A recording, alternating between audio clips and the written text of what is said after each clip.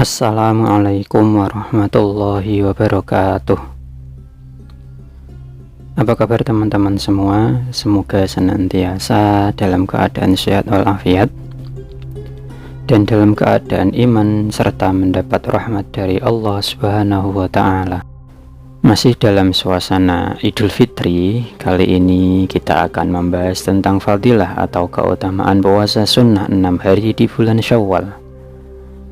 Jadi langsung saja kita masuk pembahasannya. Fadilah atau keutamaan puasa Syawal. Yang pertama kali kita bahas adalah hukum puasa Syawal. Puasa 6 hari di bulan Syawal atau yang sering kita sebut dengan puasa Syawal, hukumnya adalah sunnah. Berdasarkan hadis Nabi, anna Rasulullah sallallahu alaihi wasallam qala man shoma ramadhana thumma atba'ahu sittan min syawalin kana kasiyamid dahri. Artinya, barang siapa berpuasa Ramadan kemudian diikuti puasa 6 hari di bulan Syawal, maka seakan-akan dia berpuasa setahun penuh. Hadis riwayat Muslim. Jadi berdasarkan hadis ini, ulama terutama mazhab Syafi'i menetapkan bahwasanya puasa 6 hari di bulan Syawal hukumnya adalah sunnah. Yang kedua, niat puasa Syawal. Lantas bagaimana niatnya? Pada dasarnya niat puasa Syawal sama persis dengan ketentuan puasa sunnah yang lain, yaitu cukup dengan adanya tekad di dalam hati untuk menjalankan puasa. Maka hal tersebut sudah termasuk dianggap niat. Namun ada juga niat yang bisa kita ucapkan sehingga menjadikan kita lebih mantap dalam menjalankan puasa tersebut. Dalam puasa sunnah seperti puasa Syawal, niat bisa dilakukan dalam 2 waktu. Yang pertama, apabila kita berniat di malam hari, seperti ketika kita melaksanakan puasa Ramadan, maka niatnya adalah nawaitu shauma ghadin an adai sunnati syawalin lillahi ta'ala. Artinya, saya berniat puasa sunnah Syawal besok karena Allah Ta'ala. Jadi kita tetap berniat melakukannya pada malam sebelum kita melaksanakan puasa, seperti puasa Ramadan. 2. Niat pada saat pagi hari. Karena puasa Syawal adalah puasa sunnah, maka ada sedikit keringanan dalam niat, di mana kita boleh berniat ketika pagi hari. Jadi apabila kita lupa tidak berniat, kemudian setelah lewat waktu subuh atau di pagi harinya, kita baru ingat bahwasanya kita ingin berpuasa sunnah Syawal atau sunnah yang lain, maka kita boleh berniat saat itu juga. Niat seperti ini harus diiringi dengan 2 syarat. 1. Belum melakukan hal-hal yang membatalkan puasa, seperti makan, minum, dan yang lain semenjak subuh. Jadi misalnya ketika jam 9 pagi kita ingat kita ingin berpuasa sunnah Syawal, maka kita niat saat itu juga di jam 9 pagi, dengan syarat dari sejak subuh sampai jam 9 pagi itu kita belum melakukan sesuatu yang membatalkan puasa.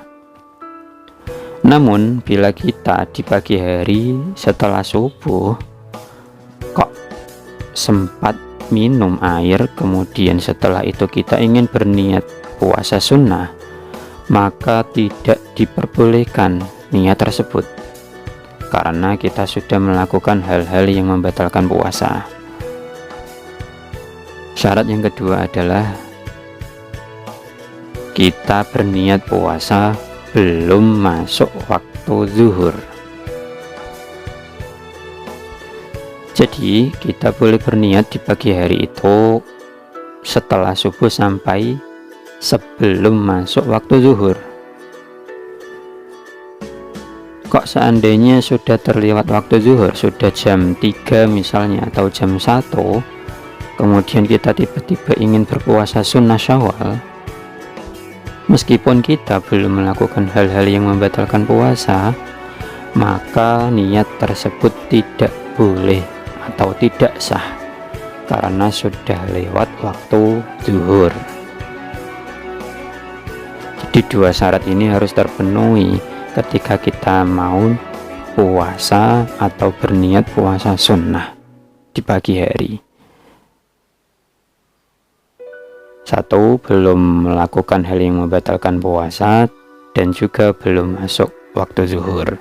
Adapun lafal niat yang bisa kita ucapkan di pagi hari tersebut adalah nawaitu shauma hadzal yaumi an ada'i sunnati syawalin lillahi ta'ala. Artinya, saya berniat puasa sunnah Syawal hari ini karena Allah Ta'ala.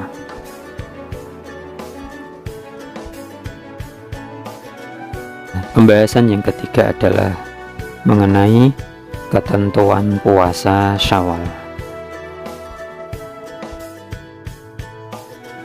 Puasa Syawal kita tahu sepantasnya adalah dilakukan selama 6 hari.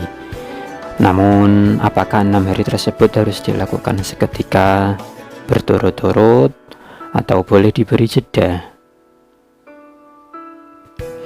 Idealnya puasa 6 hari di bulan Syawal ini dikerjakan sesegera mungkin dan berturut-turut.